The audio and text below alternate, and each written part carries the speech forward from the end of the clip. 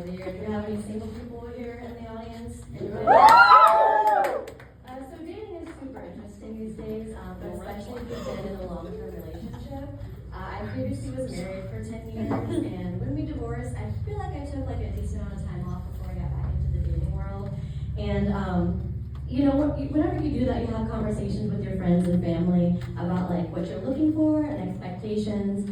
And one of the things that never came up in any of those conversations was farting in front of somebody new. For reference, my ex-husband, I could like pee out of my ass while he was shaving, and he would not bat an eye. It was like not okay.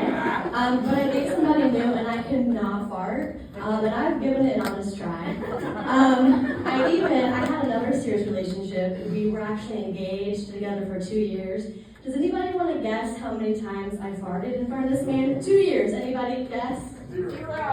One time. Does anybody want to guess what we were doing the one time that I farted? It was a cum fart. I wish that I was making this up. And also, happy birthday to my dad and son.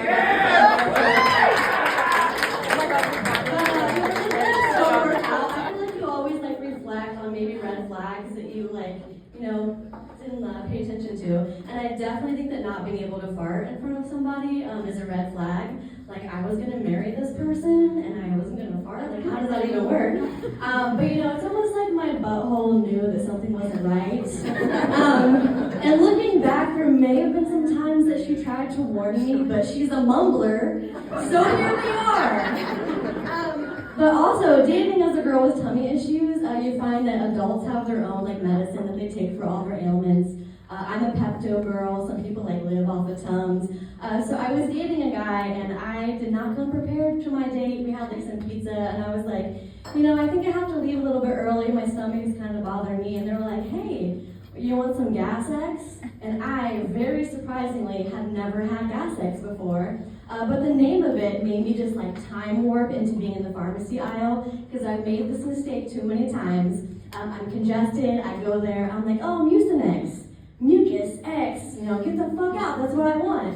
So I take it, and then I'm like, oh shit, it comes out just like every orifice, and you're really miserable for hours. So I was thinking, what if Gas X just does the same thing, and it just violently comes out of my body. So I could not bring myself to try Gas X for the first time, because my butt cannot be trusted, which is probably why I'm not into butt stuff.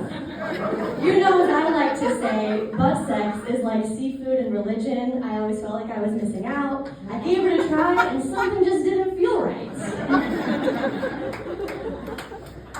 So yeah. Another fun part of dating are dating apps, Kevin. I'm on dating apps. But they ask you a million questions, and I'm one, lazy and also kind of old school, and I'd rather just talk to somebody to get to know them. But when you do fill things out, there are little bubbles I like camping, and I'm a big time texter.